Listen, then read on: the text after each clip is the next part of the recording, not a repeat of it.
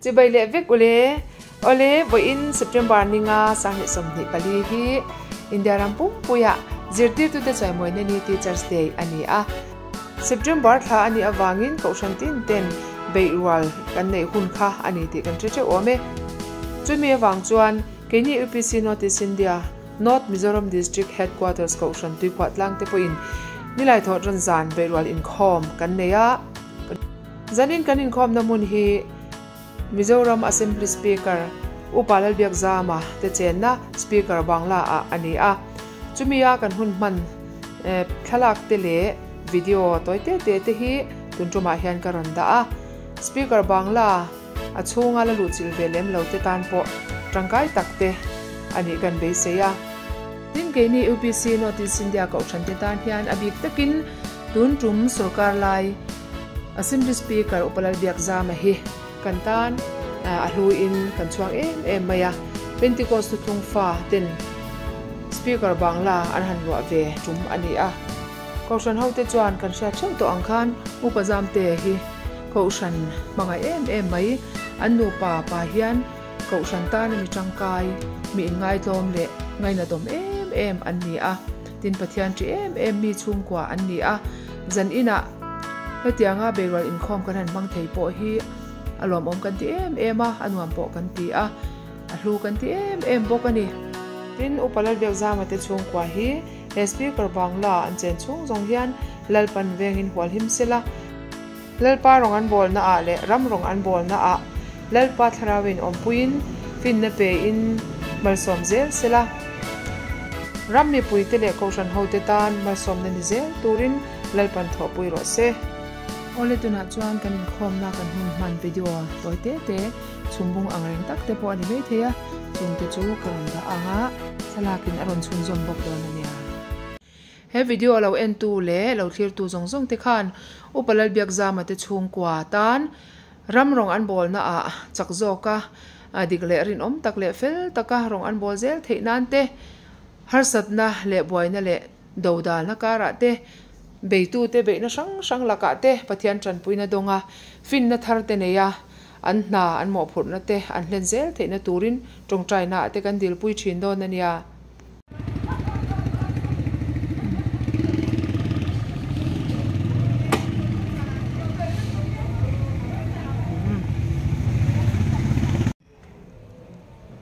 zen jo Speaker Bangla kan khom don ani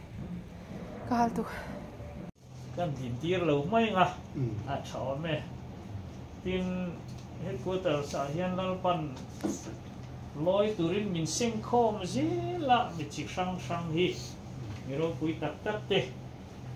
an nia kan upa ho te chu kan ketlang tura mai ta ila pichon in nei tu te hi hei kan upa al Biakzama le unanu timaru ati te kha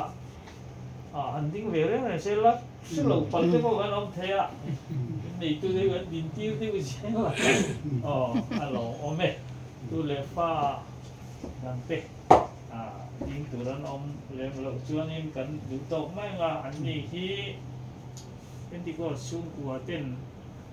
ko san ho ten kan samuan pui em ani trong trai na te po kai jaho to pharna man chomchi kha adun nang phara chena hotena ama eman en te hilai huna an kan don don te ni maya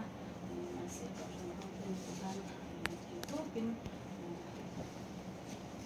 no boy so be te no be mem no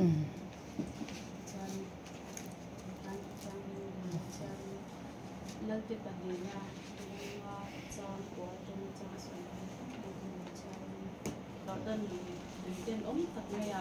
ding kha ro pui me ya ikhan pathian thu oi na zo ne elisa thu soi oya hoi sarila ai din ma tam na no chang ta na ke ni thu oi na nun kan be wa thu zela ko ti han thu oi na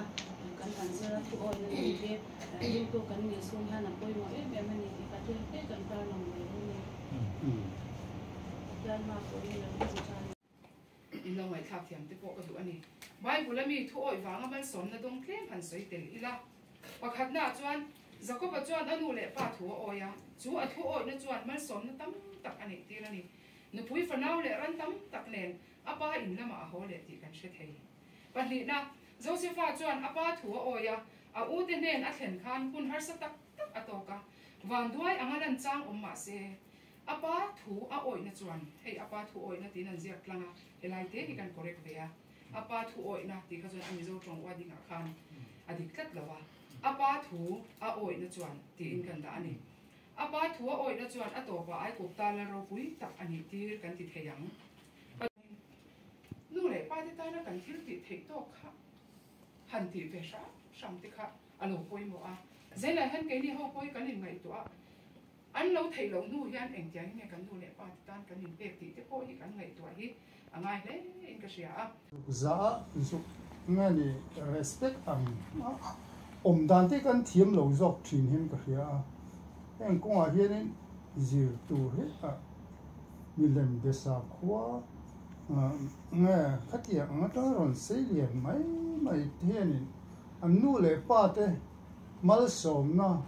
an lakatanga don theina ni ti an sachiam em ka ria an za thiam em a them pathian ni guna pathian ne ilara mishinga tlan dona fa pa angin iswa krista min kun local ti chiang me me pathian tharau in han sha tir de hi I arau pui em na chung zong kan sha thela san chu kan nu le kan pa ten UPC min lo om pui wa ga ni ti I chu an a nu le pa te thu kan lo oi wa ga ni I pat ka sha chiang le zo chi na pathian ne na hian I thu lum ti ra mi sha ti ra min zom ti ra ba hian ka lo mi ti hi pathian ne na han lom thu hi ka sai mot ma thi ni tin ka sai le du tu jam te tung chang kha ro su ya ni exam te hi I pasal tu ma ni se ka kan fa lo ka abeng te sungong se la Saka tuwa som kwa pakhat etru ni so pare ra kan kan in le tra an unau hi ai anu le apa apiang big chu pangan ni ta ma hi milai ta kan ya chuan an sia hi tang em ya apa hi hei I pu ma tha kha ya hei an mai pon ya na an opo adinga an ku ma ya amalo so an hi chu asia hi atang em an ne min atam em ya nu le pa te I trong cam môi lầu lệ na lệ anh em bảo ati hi voi khat ma an tam lai po khan ka sa lo sim ani ama nu le pa te an in ka nu le ka pa te ko hi ka nu ka pa ni in e cha bi chri khani ti hi atia chu ti angin ka nu po hi ka han ang pui le no chu te ma nu hi chuan I ka han ang pui le no chi na ma se a hun da nun sam chana han om te ke lo du jok thina ama lo har sab na te sum le pa sen ngai an omin ama vek khin sem thina ni ka u pasal po hi engem mo za chu ti ve thina ama ro chu amen der chu ama hi ani tin ka pa hi chu ke ma pa hi sang ni som pa nga kha ni a te suala I kan le kha thi su changin don kan hi na am chara ran ti han em kolin kanu le ka pa hi em kol ama ko to tang hian an bo ra la ni tar chu oi na hi thu oi na mal som na ani zia hi alang zia le in ka sia be thu kan sei ve ni ro se ton sia to sei na kun kha ran ronga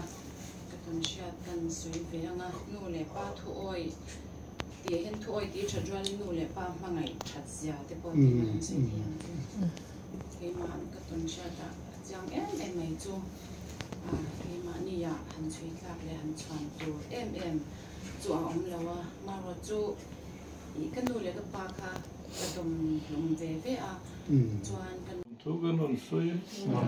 lalpa zaina hian Pentecost ko kan ho ten la ti ngai re lo Mizoram lalpa kan assembly speaker teina Beirualin khom teka han nei thei olal pa ye kai shoi na ro pui taka wanga nei ti kan ti ten kan lo ba ne na lom tu kan rilase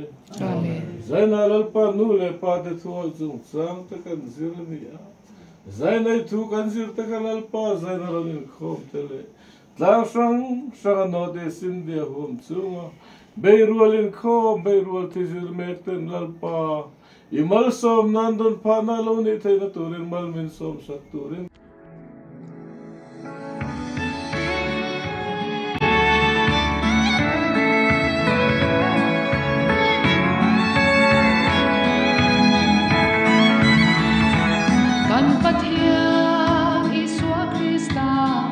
rồi môi đã làm tu ya đây lệ va na ti hian sang loa a om ne mo bia lệ nang hi ao la thang van vui khi dài se il siam song song te po hallelujah non ro se oh hallelujah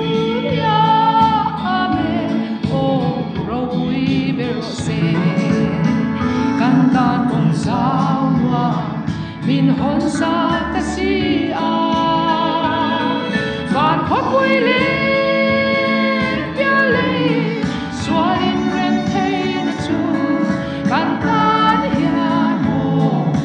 za lên na ro puya lâu đi nghe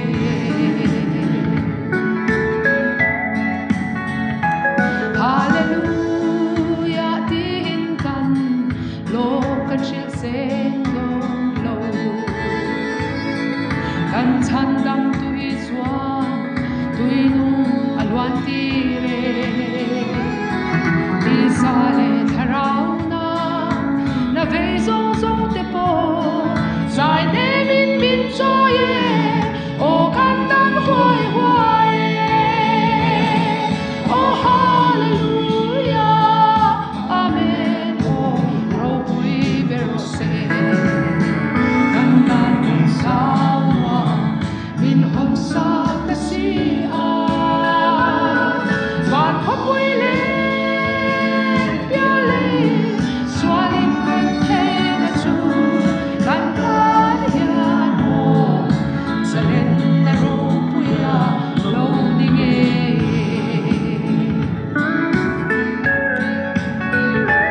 rồi mỗi na tharau lam la anil var kan rem to ne van hoai ya le ram ta ya ya tu lung rong pui ber chu wang chuak chung se nin fakin kan choi mo ya la ram ta na ni si oh hallelujah amen oh ro pui ber se cantan con sa min hon sa ta si a van khóc vui lên